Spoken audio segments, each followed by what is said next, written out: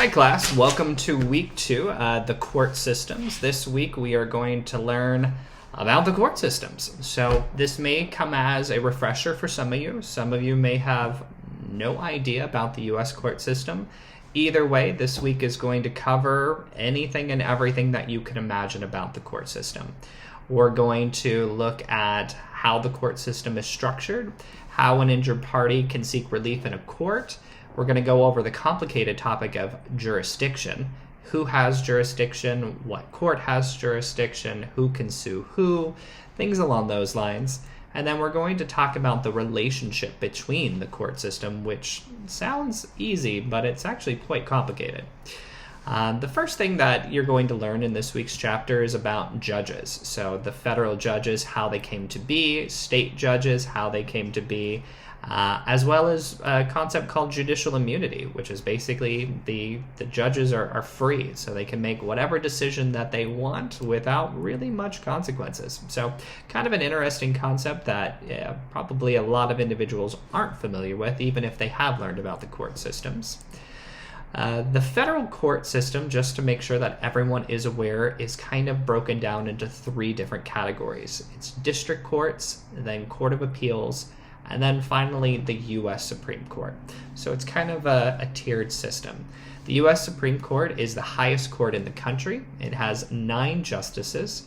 And if you want, I would highly recommend taking a look at who those 9 justices are. There are plenty of information online, and considering how important they are to the country, it's fascinating that we don't know more about these 9 individuals who really impact our day-to-day life.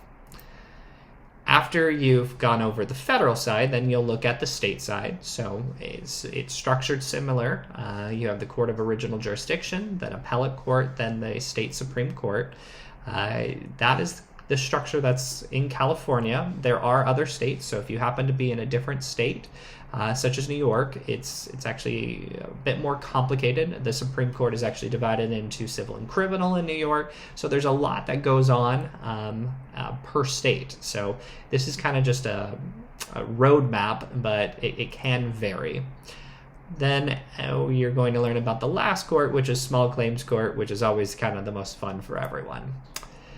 Then you're going to talk about rules of civil procedures. If I have to give you an analogy, APA writing is the way that most college students have to write, and the rules of civil procedures are the way that most lawyers have to follow the rules in order to be able to have a court case. So it's kind of our rule base where we go to look for how we do something. It's our administrative way of looking at it. So there's a lot that goes into civil procedures. It's not the most fun or interesting topic, but it is definitely an important one. Then you're going to go over jurisdiction. And like I mentioned at the onset, jurisdiction is quite complicated. So there's a lot that goes into it. Long arm statutes, trying to get businesses that are out of state to be sued in California. You're going to learn about exclusive jurisdiction, who hears what court cases. Not all divorce, all divorce court cases are generally heard at the state court level. There are a few exceptions to that, but that's where they are. Bankruptcy is held in federal courts for the most part, with a few exceptions. So that's something that if you're not familiar with, may be interesting to learn. And then finally, we're going to go over venue. And venue is a pretty easy complicated. It's just which is the right courthouse. Now, there are scary legal doctrines, like this doctrine of forum non-conveniens that is in there. Hopefully I said that somewhat close. I never took Latin, but, you kind of just make it as you go. And, it makes it seem as if it's going to be more complicated than it is. Just kind of, I don't want to say read past those, but don't get confused or don't get hung up on the idea of all of these Latin words.